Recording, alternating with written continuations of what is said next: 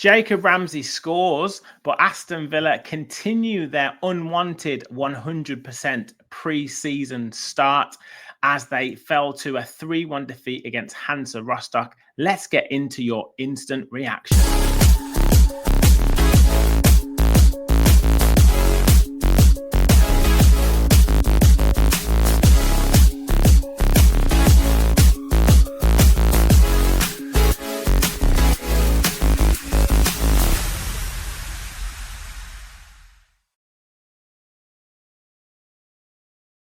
Hello and welcome to the Villa Park podcast. It's me, Rich, and I'm back with an instant reaction as Aston Villa, as I said, fell to a 3-1 defeat against FC Hansa Rostock in their second pre-season friendly after falling to a 1-0 defeat in midweek against Walsall. This time we did actually manage to get a goal, and we'll get into it. I think a better first half and some encouraging signs, and then I guess a disappointing performance in the second half. Yes, it was largely younger players, and there was a couple that stood out, which I will get into, but has it thrown up some concerns in terms of the way that Villa are playing and potentially throwing up some, I guess, weak areas or deficiencies if we don't strengthen and if some players move on and we don't have the options that we really need going into this season?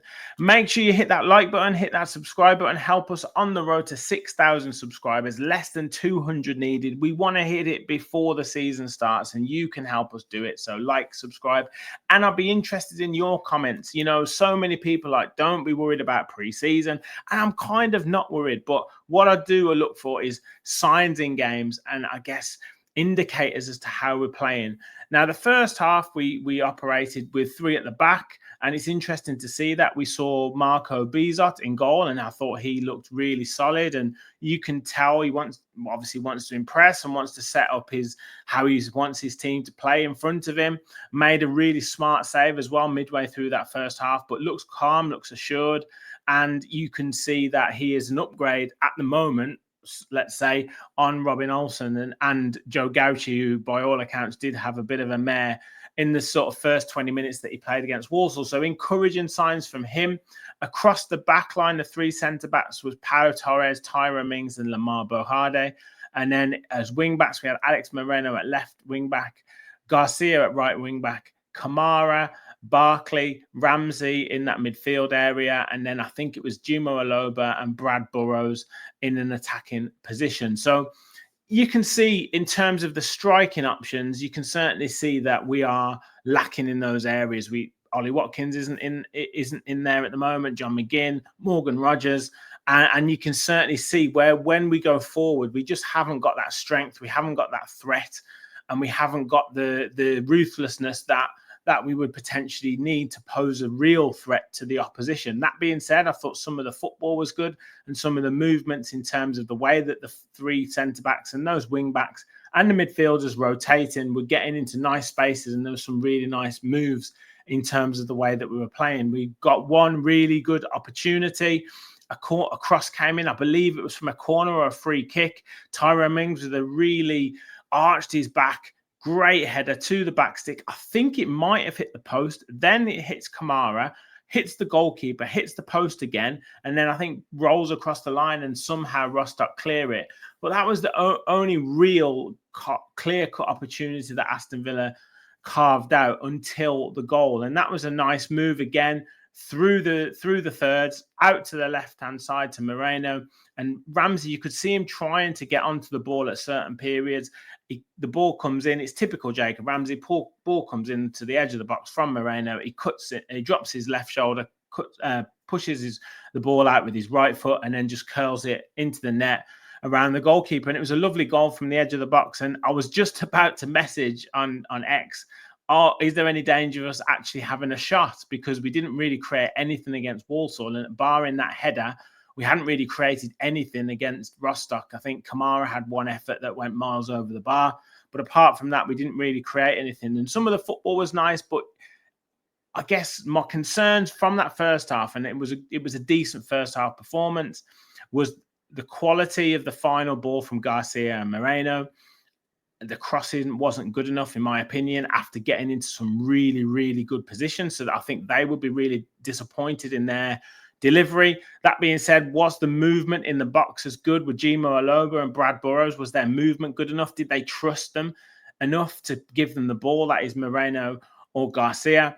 And then we didn't ever threaten in behind. All of the passing was in front of the defense. And this is the main point that's concerning me about the 2 preseason games. And I'd hope that we operate in a better fashion when we go out to America and play maybe some higher level opposition. And then we've got Roma and we've got Villarreal and one of the team coming up in Marseille before the season starts. And I want to see us threatening in behind, because everything at the moment is in front of the opposition and it's too easy to play against. It's too easy for people to defend against, to set up against. We've got no one really trying to beat a man.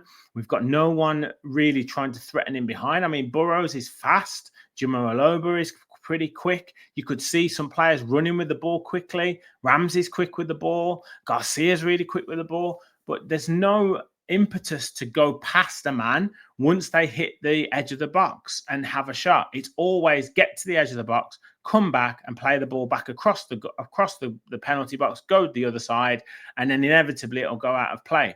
There's never a ball through for a one-on-one opportunity. All the pace is when we're trying to close down the opposition to maybe force a mistake. And Burrows is showing his pace there. Bogart's showing his pace to close down. Jimo Aloba's showing his pace to close down. Moreno was showing his pace to close down. And I understand they want to get fitness. They want to use it as an endurance session. But why wouldn't you use that pace to get in behind? Why wouldn't you use that pace to try and engineer a 1v1 opportunity? That's what's puzzling me. And that's where I see us being sluggish with the ball. And that's an indication that I really don't want to see going into the season. And of course, I'm not getting carried away in terms of 2 preseason friendlies, but the trends are there that we're operating in this fashion and this type of football. And I want to see us be more on the front foot.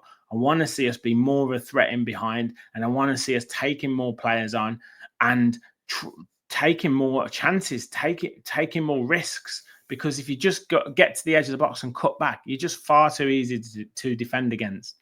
We went in 1-0 up, and then changes were made at half-time. So some of the young players came on at half-time, and you could see that Rostock put a bit more physicality into the game, and they started to come into it more. And Villa were a bit more, I guess, jittery on the ball and started to be a bit lackadaisical on the ball and started to give the ball away a little bit and didn't necessarily compete as well as they could have done.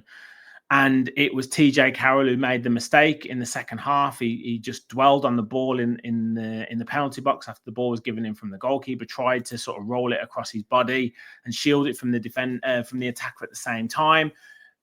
Didn't get enough on the ball, and the attacker just took it off him and then just bent it around Philip Marshall, who'd come on at half time, and that was 1-1.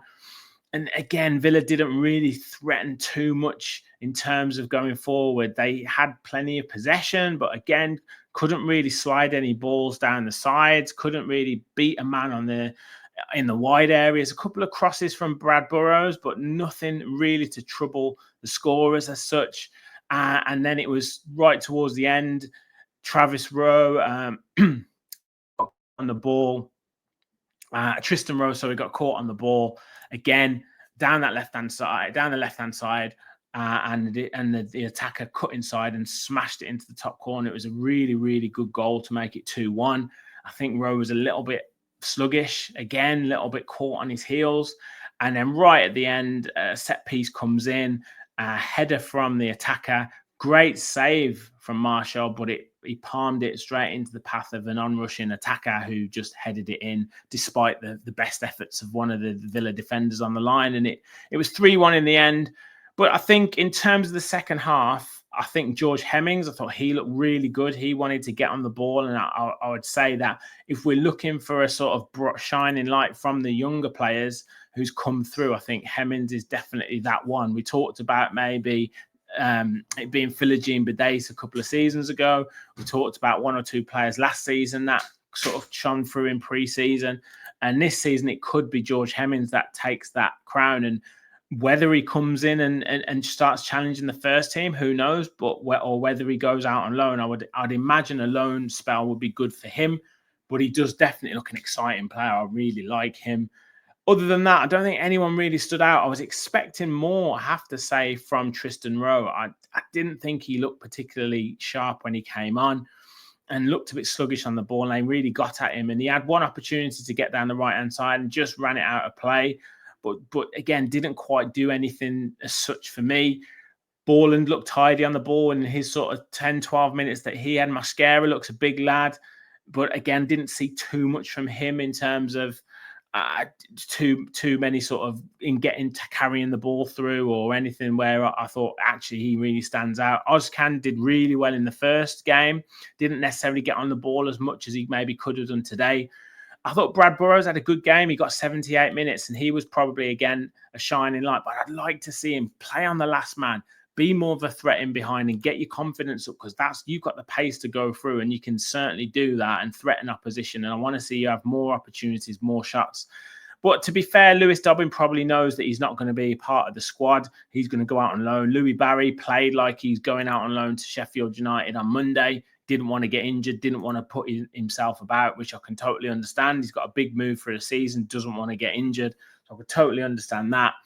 So, there's a few players that aren't going to be with the squad in the next few weeks. So that has to be taken into consideration. But as I said, the concerns I've got that I really want to see the trends stamping out is the crossing from our wide players. That has to be better now. Could that be down to the delivery? Could that be down to the movement in the box, or both? Getting in behind, we're just playing in front of opposition. Now, again, Marlon comes back in. Rogers comes back in. McGinn, Tielemans, and Watkins, obviously. So that will, I'm sure, help. But I just want to see us be a bit more, take a few more risks, because who knows, some of these young players might be around the first team squad and we might need to call upon them. And they, on evidence of the last two games, need a hell of a lot of work and a hell of a lot to step up. I'm sure most of them will go out on loan and get first team football, which is great for their development. But we keep raving about these young players and it shows you the gap.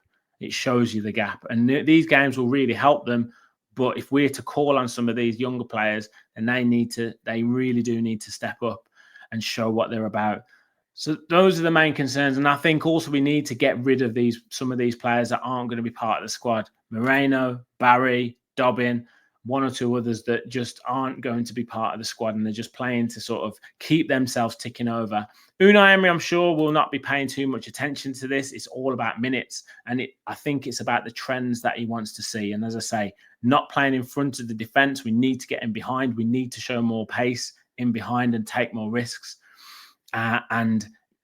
We need to get those players back in, ready for the Tour of America, and potentially a couple of signings just to breathe a bit of life into the squad. But that's it. That's it from me. Let me know your thoughts in the comments. Should you be concerned? We've hardly created any chances in the last two games. Yes, great goal by Ramsey, but hardly any chances against Walsall. 2 shots maybe today, including the goal. Is that good enough? Do you want to see a bit more, or will that all go away in the next few weeks when the cobwebs are blown out, when all of the players are back in pre-season, we've been to America and back, and we're firing on all cylinders? Let me know your thoughts in the comments. I'll be back on Sunday night for a bit of a pre-season sort of check-in, chat about the last two games, chat about transfers. Who do we need in? Who do we need to see out? What are our thoughts going ahead into the season? So make sure you look out for that.